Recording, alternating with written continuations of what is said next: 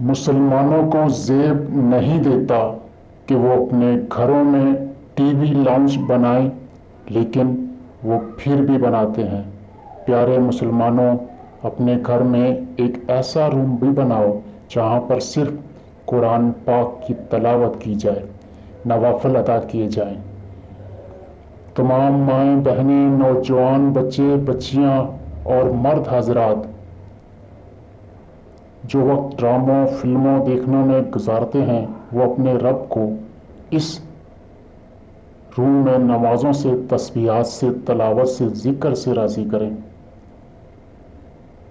اللہ رب العزت ہمیں اپنے احکامات کو پورے دین اسلام کے مطابق پورا کرنے کی توفیق عطا فرمائے، آمین۔